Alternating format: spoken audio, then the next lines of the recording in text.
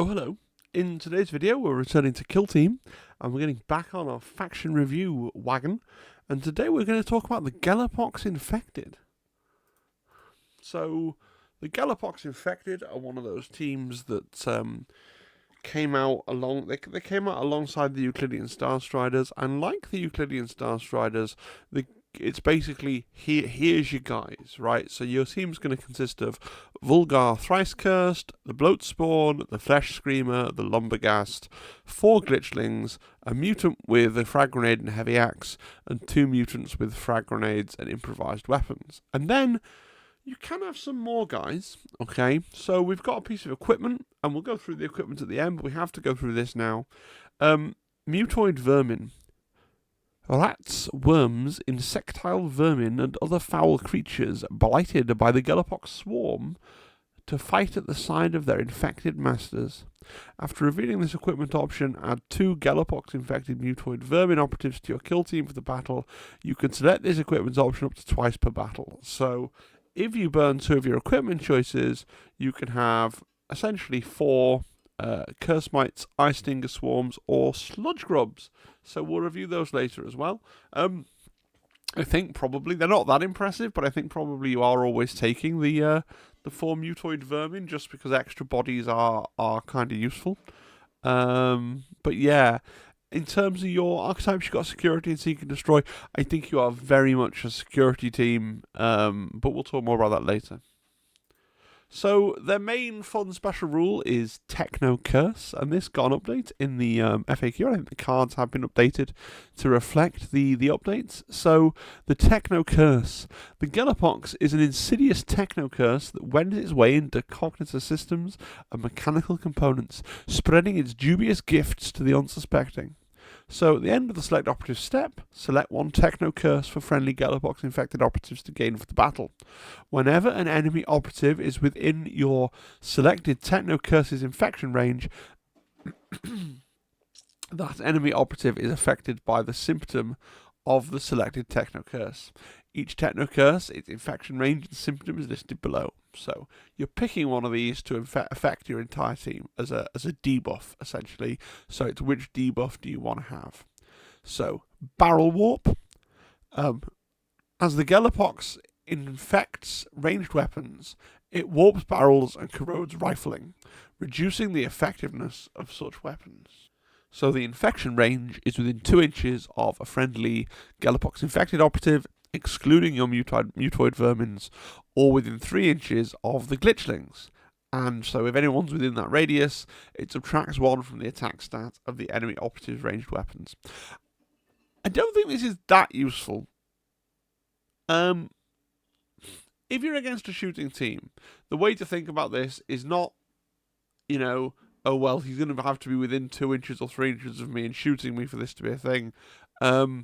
You're going to run up like your Glitchlings to bother them, if they've got ranged guys, to stop them having their full attack when they're shooting something else. Because your Glitchlings have got super conceal, and also this doesn't need line of sight. So you're taking Barrel Warp whenever you come up against a ranged team, okay? Screaming Rust Spikes. Blades equipped by the enemy become strange and twisted, with spikes bursting from sword grips to pierce the flesh of the wielder. Infection range, within control range of a friendly Gellerpox infected operative, excluding the Mutoid-Vermin. Symptom, whenever that friendly operative is fighting or retaliating against a friendly Gellerpox infected operative, if your opponent discards any attack dice as a fail, inflict 1 damage on the enemy operative. So I think this is really good.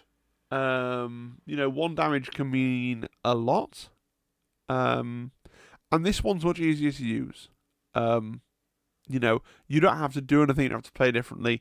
It's just a debuff that's going to affect them if they get into combat with you, or if you get into combat with them, right? And then we've got Viral Vox Static. Discordant static noise and ear-piercing screams blare over Vox channels, disrupting the enemy's communications and breaking their chain of command and sowing fear within their ranks. Infection range within 3 of a Gellerpox infected, or within 4 of a Glitchling. The enemy operative's APL stat cannot be added to. So this is ridiculous against the Wrecker crew, for example, who thrive on getting +1 APL like regularly. and any future teams where that's a mechanic. So I know a lot of people have speculated that the new Khorne team that's been previewed might give out mass +1 APL as well. So this is a real hard counter to those kinds of teams. In general, though, I think you're basically looking at your opponent and going, are you a shooting team? I'll take Barrel Warp. Are you a combat team? Felgor or something? I'll take Rust Spikes. Unless it is a particular team that you can really upset with the Viral Vox static. So then we got a couple of other faction rules to cover over, which are a bit more minor. Okay, so Nightmare Hulks. Several among the infected have had their forms bloated and swollen into enormous twisted creatures, blessed with the bounteous gifts of Nurgle. Though made powerful by such mutations, these monstrosities are somewhat clumsy in their movements. So, whenever your opponent is setting a valid target, friendly Gellerpox infected Nightmare Hulk operatives can't use light terrain for cover. While this can allow such operatives to be targeted, it doesn't remove their cover save. Friendly Gellerpox infected Nightmare Hulk operatives can't perform unique actions. You must spend an extra AP for friendly Gellerpox infected Nightmare Hulk operatives, excluding Vulgrar Thrice-cursed, to perform pickup marker and mission actions, but excluding Operate Hatch. So this is a fairly standard suite of restrictions that we see for big guys in Kill Team. You could probably have a universal special rule at this point that said big guy and just gave you all these negatives, right? But we kind of know what this is intrinsically. Then we've got Revoltingly Resilient. The monstrous transformations wrought upon these hulking brutes have rendered their apparent physiologies incredibly resistant to harm. Whenever an attack dice inflicts damage of 3 or more on a friendly Gellerpox-infected Nightmare Hulk, or a Gellerpox-infected Mutant Operative, roll 1d6. On a 4-up, subtract 1 from that inflicted damage. So, this is okay. Now, if you've been in Kill Team for a long time, you know that there was a time where these kinds of abilities were utterly oppressive, and people despised teams because you essentially got to roll dice, and on a 5-up you ignored that damage. You got to roll handfuls and handfuls of dice, like 40k. Part of me feels like this has been watered down near to the point of irrelevance. It's not going to save you that many wounds, but on the other hand, your Nightmare Hulks are in lots of other ways very hard to kill. So it's like, rather than having one big rule that keeps them alive, they have lots of different things from different sources that's layering on top of them and making them difficult to kill. And this is one of them, right? This is make no bones about it, this is a tanking things team, right? That's what it wants to do, and this rule is going to help it tank things. By itself, it doesn't look that impressive, but when you layer it on with everything else they get, they are going to be very difficult to shift. Yeah. So let's look at the strategic ploys. Plague-ridden determination. Nurgle's blessings cause the body to bloat and fester, bestowing an unnatural resistance upon the recipient. Whenever an operative is shooting a friendly Gellerpox-infected operative, excluding Mutoid-Vermin, that has an engage order, you can reroll one of your defense dice. So, this is amazing, because like I said, you're a tanking side, that's what you want to do, and we're just going to ladle on the things to keep us alive. So we're going to be using this, I would imagine, from turn 2 onwards. Turn 1, you're probably starting and ending your turn on Conceal, because you don't really have all that much in the way of ranged weapons. You certainly don't have any long-ranged weapons, so the odds of you having to go on Engage in turning point 1 are slim, but you're probably wanting to use this in all future turning points. Blessings of Infection. The mutagenic properties and the corrupting influence of the Gellerpox-infected brutal strength and gleeful determination. Lend the infected brutal strength and gleeful determination. Whenever a friendly Gellerpox-infected operative is fighting or retaliating, if you roll 3 or more fails, you can discard one of them to retain another normal instead. Oh, I hate these. These are hurricane insurance ploys. Like, you don't want to spend a CP on this, and then when it happens and you haven't got it active and you roll 3 fails, you're going to be like, oh, if only I'd had Blessings of Infection.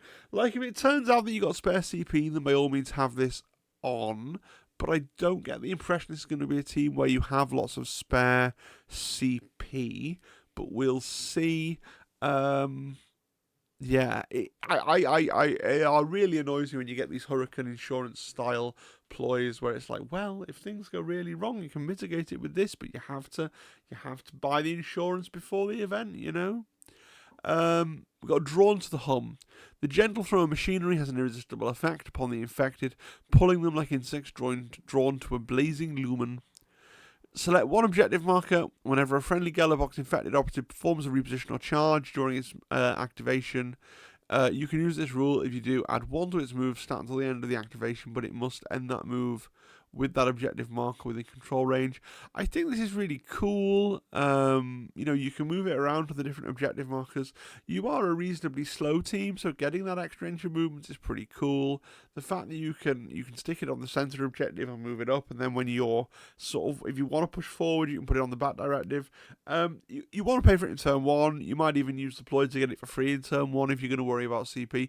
You might not lose it later game because you might feel like you're fine kind of camping the middle and holding your home objective, and you don't want to move into the opponent's table half too much. But certainly T9.1, T9.2, this is really going to help you get positioned, so I think that's something you would expect to use. And then we got Rust Emanations. Bloated Nightmare Hulks are redolent. I love the verbiage on these. Bloated Nightmare Hulks are redolent with infection, surrounded by a halo of fetid energy that corrodes and corrupts the weaponry of nearby assailants. Whenever an enemy operative is within control range of a friendly Gellerpox infected Nightmare Hulk operative, worse than the hit stat of that enemy operative's weapons by 1 is not cumulative with being injured. Yes, really good. Turn it on most of the time, probably not in 10.1, right, but from 10.2 onwards, because again, with the tanky team, we're doing tanky team things, and slathering on more defensive abilities from Ploys and things like that is only going to help us doubling and tripling down on the one thing that we do really, really well, right? We got some FireFight Ploys, so Revolting Technology. The Gellerpox's infectious tendrils reach out to corrupt the mechanical rendering weapons and machinery dangerous to their operators. Use this Firefight ploy when an enemy operative is shooting a friendly Gellerpox infected operative. That operative's ranged weapons have the hot special rule until the end of that sequence. If the weapon already has that weapon rule, when your opponent rolls 1d6 for that weapon rule, you can add or subtract 1 from the result. Note for the latter, you can see the result of your opponent's roll for the hot weapon before deciding to use this ploy. I think this is amazing if your opponent's got a plasma gun, and you can see, great, I can spend a CP now and cause you to fail the hot roll, then you probably spend the CP to do it. Do you ever do it on regular shooting? No, probably not. It's not worth it. You're not getting enough for your CP. And I think with the strategic ploys that you want, CP is going to be quite tight. But yes, you remember that you have this when your opponent is using a weapon, but you want to use it on weapons that are already hot, I think. Barge. The enormous bodies of the Nightmare Hulks allow them to barge enemies and obstructions aside to achieve their objective. Use this Firefight ploy with a during the friendly Gellerpox infected Nightmare Hulk operative's activation or counteraction before or after it performs an action.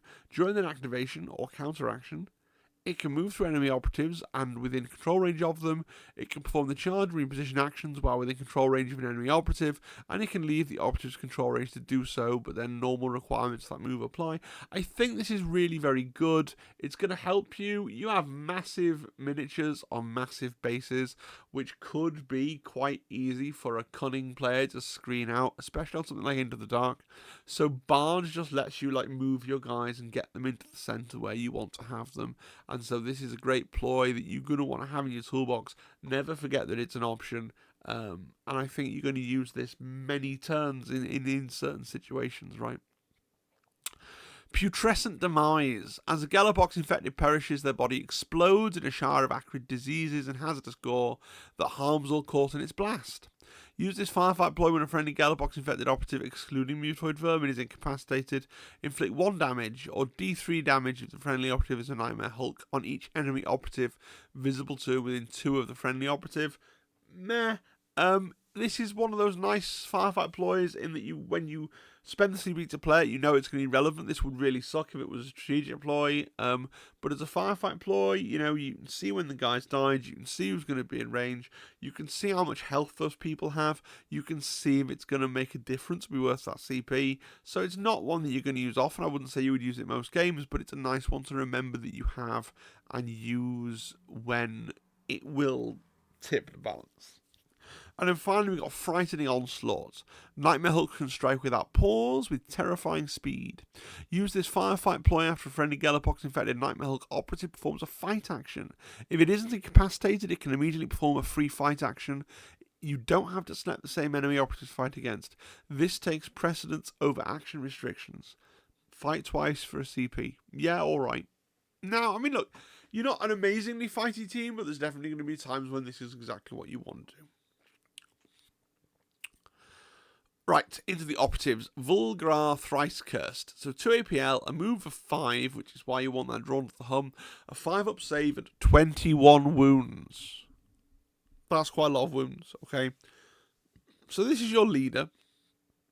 He's got a ranged weapon, his Pyre Gut, that can either fire on standard, where it's 5 dice hitting on 2s, 3/3 range 6, saturating torrent 2, or a deluge, where it's the same, but only range 4, and now it's saturated seek light. I mean, this is fine, it's fun, it's nice to have. I think it's a nice to have. I don't think it's the key part of his strategy. I don't think you're playing him thinking, oh, I'm going to maneuver him into this place to do a really cool thing with the Pyre Gut. Right, the Pyre Gut's just this thing that he has, and he goes, oh, cool, I'll Pyre Gut, right. Then he's got the Flame Melded Weapons, 5 dice hitting on 3s, 4/5 engineered. They're all right. What's engineered, though? At the end of the select operative step, if this operative is selected for deployment, select up to 2 of the following improvements or weapon rules for the weapon to have for battle. 1 for the normal damage, 1 for the critical damage, balanced, brutal, lethal 5-up rending. I think in general, I like +1 crit damage and lethal 5+, although be aware if you have playing against a team like Marines with tilting shields or something, there's a couple of other teams I think out there now that will turn off the ability to crit on anything but a natural 6. So then you can think, okay, maybe I want to add 1 to my normal damage or give myself balanced or brutal instead. I'm sure maths boys have worked out what's scientifically the best, but that's just the way I would run it. And if you're watching these videos on my channel, you're not watching for like the correct solved technical insight, you're watching because you value my takes when I read through the team, right? Now he's got a special rule, spread the glorious gifts. Once per battle in Strategic Gambit, select 1 objective marker this operative controls to gain 1 of your Techno-Curse tokens. It can't be an objective marker within control range of an enemy operative. Whenever that objective marker is within control range of an enemy operative, that operative is affected by your selected Techno-Curse and an additional rule determined by as shown below. You can't use the Strategic Gambit while this operative is in control range of an enemy operative. Barrel Warp, no additional effect. Screaming Rust Spikes, it's 2 damage rather than 1. And Viral Vox Static, whenever that enemy operative is activated, subtract 1 from its APL stat until the end of the activation. I mean, that Viral Vox Static one is really nice, actually. You stick that on the middle objective. If enemies get there and they activate near there, and they're just starting with 1 less APL than they already had, and they can't gain APL, that's quite mental, okay. Screaming Rust Spikes is also very good, but I think you probably already have Screaming, generally speaking, I would expect to already have Screaming Rust Spikes, so actually I'm probably looking to put Viral Vox Static down on the middle objective, if I can, which I'm aware isn't what I've written on the slide, but I've changed my mind, I'm allowed to do that. I'm doing the way around, taking Viral Vox Static as your main one, and then throwing down Rust Spikes on an objective is also valid, right? Also valid. Then we move on to the Bloatspawn. So very similar profile, just loses 1 wound because he's not the boss. Okay. Mutant Tentacles are his melee weapons, so 2 profiles. His main Mutant Claw and Tentacle are his melee weapons. Main profile, 6 dice, which is great, hitting on 4s, 3, 4. It's not a lot to write home about. It's interesting, but it's 6 dice. Or you can do a swipe, which is 4 dice, hitting on 4s, 3, 4, and then swipe. Whenever this operative performs a fight action, you select this weapon profile. If it isn't incapacitated, it can immediately perform a free fight action afterwards, but you must select this weapon profile. It can only fight against each enemy operative within its control range once per activation or counteraction using the weapon profile. This takes precedence over action restrictions. You can continue to perform the fight actions until the operative is incapacitated or is fought against every enemy operative in its control range. So if you're swamped by weenies, you get to bring out your swiping action and just go bam, bam, bam, bam, bam, bam, bam, which might be quite cool. Right? But otherwise, you got the standard slashing one, which is fine. It doesn't quite do it for me as a combat guy, but this is why I'm saying, especially with these big guys, your thing is you want to just get into the middle and stand there going, look, I got 20 wounds, I've got disgustingly resilient, I've got whatever else I've got from ploys and things to stop me getting damaged. I'm just incredibly difficult to shift. Does also have Tentacle Grasp. Whenever an enemy operative will perform the fall back action while within control range of this operative, you can use this rule. If you do, roll 1d6 and 1 to the result if that enemy operative has a wound stat 8 or less. On a 4-up, the enemy operative can't perform that action during the activation. The AP spent on it isn't refunded. It's fine. It's like, oh, if my opponent tries to fall back, and then I can roll a dice, and then I might do something. But it is free, and you have to take the Bloatspawn anyway, so what are you going to do? Fleshscreamer. He is similar to the Bloatspawn, same stat line. Again, he's a tank, but he's really cool as a tank because he gets to stand in the middle and generate all kinds of taxes, right? So, horrifying shrieking. Whenever an enemy operative is in 3 of this operative, your opponent must spend 1 additional AP for the enemy operatives to perform the pickup marker and mission actions. And whenever you're determining control of the marker, treat the total APL stat of enemy operatives that contest it as lower than 1 if at least one of these enemy operatives is within 3 of the operatives. Note this isn't a change to the APL stat, so any changes are cumulative with this. Like, imagine this AP tax along with the fact that you could also put your anti-AP plague on like the center objectives as well, and then you got the Fleshscreamer stood near. They're just not. Nothing's happening. They're just not taking that off you. It's not doing anything, and that's really the point of it, right? Now, he does have some combat attacks. He's got his Mutant Fist and Cleaver, Lopping Blow, which is cute, right? 1 dice on a 3, but if it hits, it does 8 damage, and if it crits on a 5-up, it does 9 damage. So it's like roll a dice. If you're playing against somebody that has 8 wounds, it's like roll a dice on a 3, remove the model. You know, on a 1 to 2, it does absolutely nothing. So it is swingy like that. It's cute. It's fun. If I'm playing against a model with 8 wounds, then I'm probably going to go for it, right? Because I like a little bit of a fun gamble, and then he doesn't get to touch me at all, which is pretty cool, as long as I'm striking first. Alternatively, I've got the Mutant Fist and Cleaver, 5 dice hitting on force 5/6, which is a fine profile, nothing wrong with it. It just doesn't light my world on fire. These guys are tanks. They stand there, they don't die. That's their thing, and they're not really slaughter bots. And the Lumberghast is the most slaughter bot of them all, but he's still not that slaughter botty. So, same profile. He gets to have 4 dice, in on 4s, 6, 7 brutal, which is actually a pretty good profile, but it is only 4 dice hitting on 4s, right? But then he also gets to do Spike Charge, so when he finishes moving during the charge action, you can inflict D3 damage on each enemy operative within control range. You can just do that for free. So that can take some people near an interesting threshold, right? You know, that means he can do quite a bit of damage. He can kill a Marine in a crit and a hit. I mean, but he's got 4 dice hit on 4s. Yeah, he's alright. He's still primarily, despite not having any special rules, the big guys are all still primarily going to be tanks, but they're going to get in combat, right, because that is their aim. And then you got mutants. So you get 3 of these. You don't get to make any choices. You get 1 with a heavy axe and 2 with the improvised weapon, and all 3 come with a frag grenade. So there's 2 APL with 5-inch move, 5-up save, and 7 wounds. They're not going to stay alive very long. They have group activation, so of the 3 of them, you only get 2 activations, 1 with 2 and 1 with 1.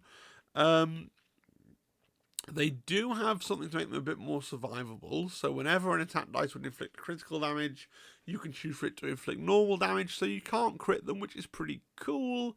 But they do only have a 5-up save and 7 wounds, so they're still fairly easy to kill, right? The axe guy that you get 1 of, like, actually 4 dice, 3 dice hitting on force, 4/5 brutal, is potentially really punchy if he has a good day. And I think that might catch an opponent off guard. The improvised weapon is less exciting. And frag grenades, I mean, they're frag grenades. You know, on Into the Dark, I mean, they're free and you have them. You can't do anything about them. So on Into the Dark, you may as well throw them. But it's not really anything to write home about, is it? And you got these 4 glitchlings, right? So a glitchling is 2 APL, 6 inch move, a 6 up save, and 3 wounds.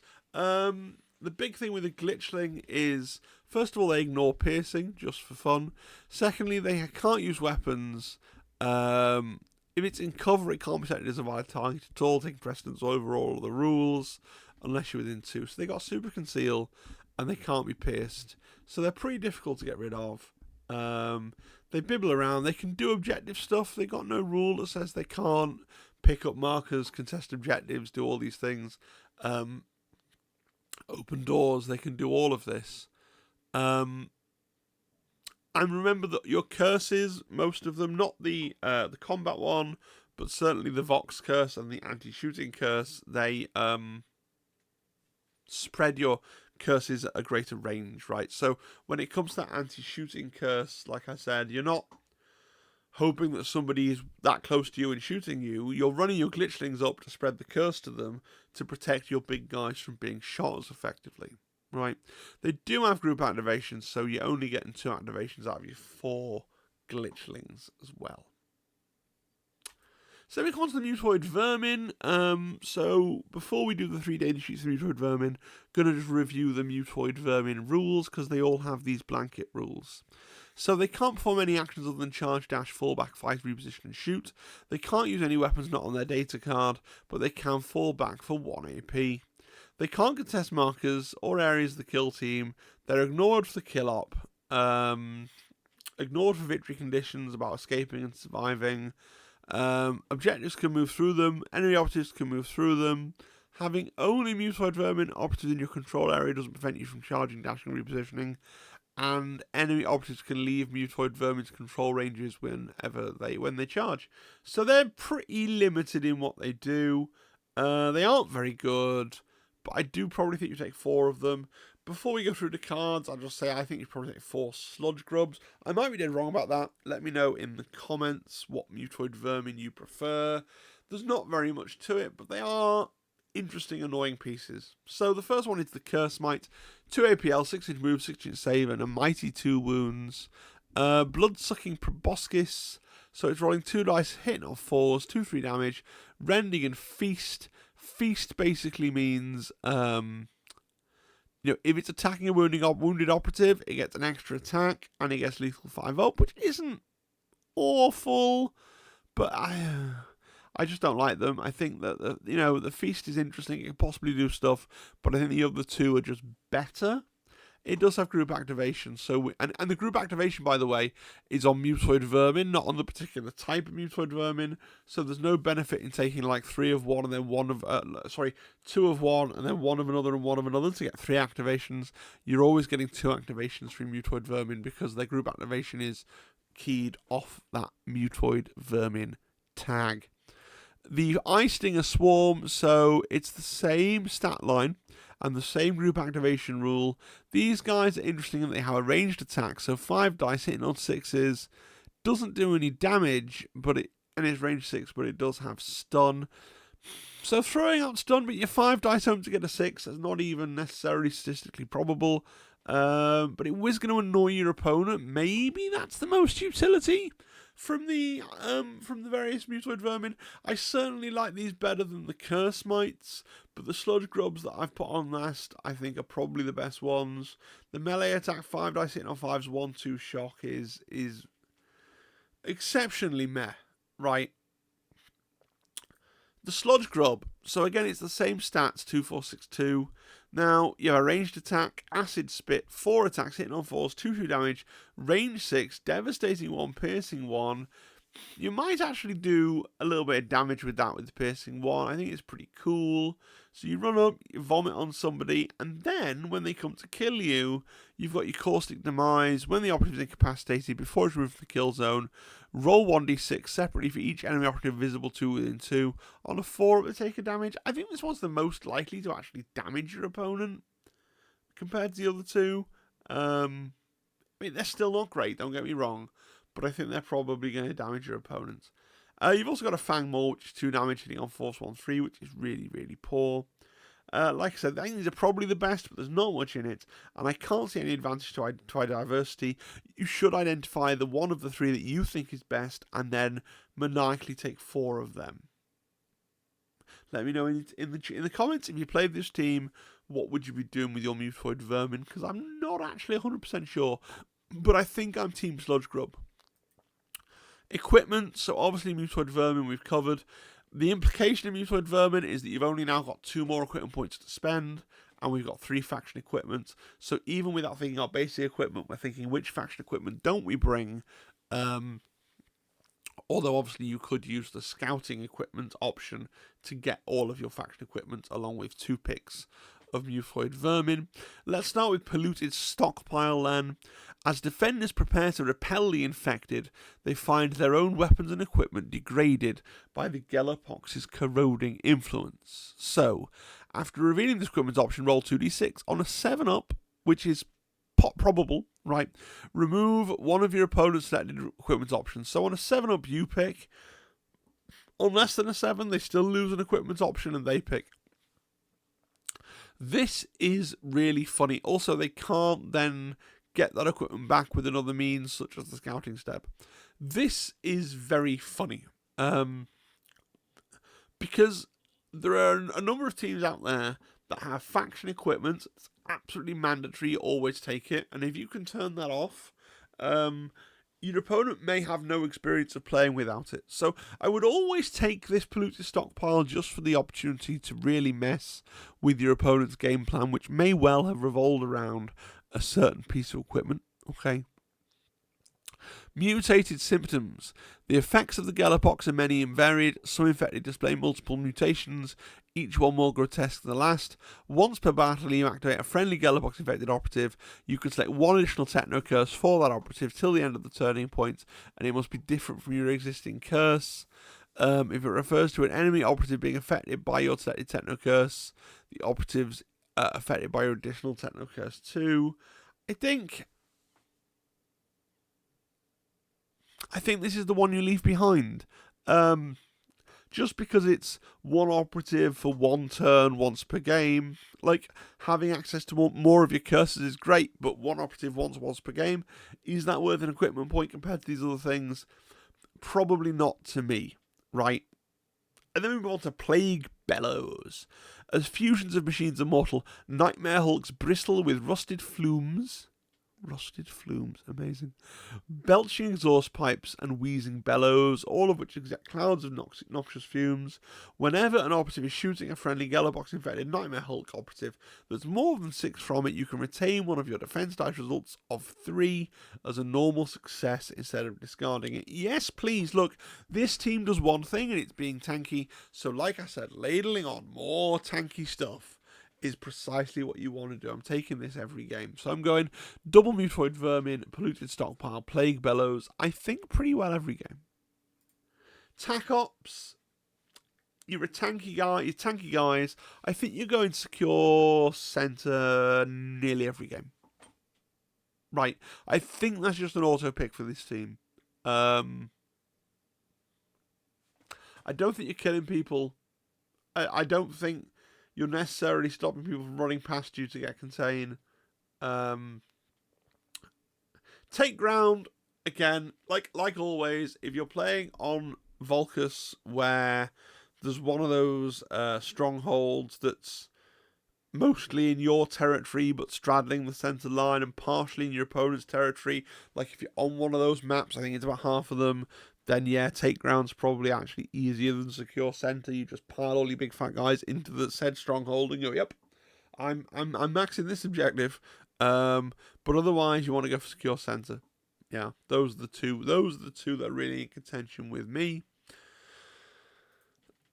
Yes, this is normally the slide where I tell you how to buy the team, and you can't buy it. In an absolute feat of wisdom, Games Workshop has decided, even though the whole point of the retiring the teams from competitive play, right? The declassification system was supposed to be, because look, they need to manage their inventory, they need to take the older kill teams off sale after 3 years, they can't just have an ever-expanding range of things for kill team because they have shelf space and warehousing space and all the rest of it. I totally understand that, but they kept these legal for tournament play despite not being able to sell the boxes. And I think that's really lame. Now, thankfully, you can convert something, and if it's out of official GW models, you can even use it in GW official events. Or these are actually quite cheap on eBay at the moment if you fancy them. But you just can't buy the set for yourself. You just can't do that. So that's tragical. Final thoughts. I feel like these guys are difficult to use well. They do one thing. They do their one thing pretty well, but they are prone to being outmaneuvered. I mean, yeah, it's all well and good to say, look, I'm scoring my security tac op and I've got the middle, but your opponent gets round you, takes your home objective. That could happen. You know, your opponent's doing their own things. Do you have the mobility and the ability to kind of disrupt your opponent's plan, or are you just sitting there and hoping that you can do your plan harder than they can do their plan? Which I think makes them a tricky team to use well, and therefore they're a hard team to recommend because you also can't buy them easily in the shop. But if you own them already and you've had some success with them in this edition, I'd love to hear about that in the comments. They do seem like a fun, interesting team. I just think not one to reach the, like, to lead you to great success, if I put it that way. If I was looking to play a Nurgle team, I would skip past these guys and I would be looking at the Plague Marines instead, right? Do subscribe, comment, like, etc. Consider joining the Discord, all those things. Obviously, there'll be a live stream tomorrow as well. Pop into that. Yeah. And I want to say a big thank you to all my members. Really appreciate all of you. The people who financially support my channel every single month. Come what may, it really means a lot to me. I really appreciate it. If you're potentially interested in becoming a member, if you click the join channel button, don't worry, it doesn't debit your account straight away. You'll get the little sales pitch videos, the extra video in there, telling you what different perks and things are going to be. I consider it that way. I'd really appreciate that as well. Especially if you want to support all the content I'm doing right now. Okay? Alright, thanks guys, have a great one, and I'll see you again next time. Cheery, cheery, cheery, cheery, cheery, cheery, bye, bye, bye, bye, bye, bye.